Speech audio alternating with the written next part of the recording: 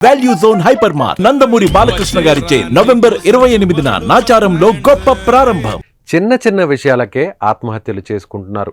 ముఖ్యంగా పసి మనసులు జీవితంలో ఎదురైన చిన్న సమస్యలను అధిగమించలేక కఠిన నిర్ణయాలు తీసుకుంటున్నారు. ఇంట్లో తిట్టారని, పరీక్షల్లో ఫెయిల్ అయ్యామనే కారణాలు వారి చావుకు కారణం కావడం కలిచివేస్తోంది. తాజాగా నంద్యాల జిల్లాలో 13 ఏళ్ల బాలుడు ఆత్మహత్య చేసుకున్నాడు. జుట్టు కటింగ్ చేసుకోమని ఇంట్లో వాళ్ళు తిట్టారని మనస్తాపానికి గురైన ఆ బాలుడు ఫ్యానుకు ఊరేసుకుని చనిపోయాడు. లిమిడిగుండ్ల మండలం అంకిరెడ్డిపల్లికి చెందిన సిద్దిక్ బాషా 7వ తరగతి చదువుతున్నాడు. సిద్దిక్ బాషా తల్లిదండ్రులు చిన్నప్పుడే చనిపోగా పెదమ్మ పెదనాన్న వద్దే పెరిగి పెద్దయ్యాడు. సిద్దిక్ బాషాను వారే చదివిస్తున్నారు. విద్యావంతుడై ఒక స్థాయికి చేర్చాలని వారు ఎంతో ఆశతో ఉన్నారు. అయితే సిద్దిక్ ఎంతో మక్కువతో పొడవాటి జుట్టును పెంచేవాడు. కానీ స్కూలుకు వచ్చినప్పుడు జుట్టు తగ్గించుకోవాలని పలుమార్లు సిద్దిక్ బాషాకు పాఠశాల ఉపాధ్యాయులు సూచించేవారు. అలాగే కుటుంబ సభ్యులు కూడా సమాచారం ఇచ్చారు.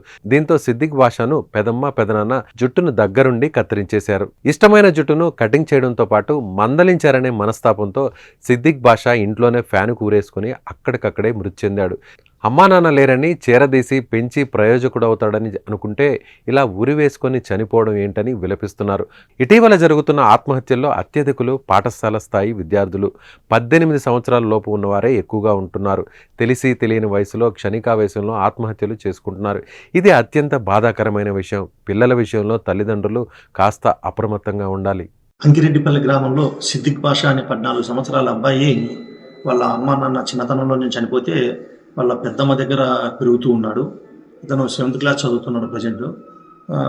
ఏదో హెయిర్ కటింగ్ సరిగా చేసుకోలేదన్న ఉద్దేశంతో ఈ ఇంట్లో వాళ్ళు సరిగా చేయించుకోమని చెప్పి మందలించింటే మనస్తాపం చెంది ఉరి వేసుకొని చనిపోయినారన్న ఫిర్యాదు మేరకు కేసు నమోదు చేసినాం.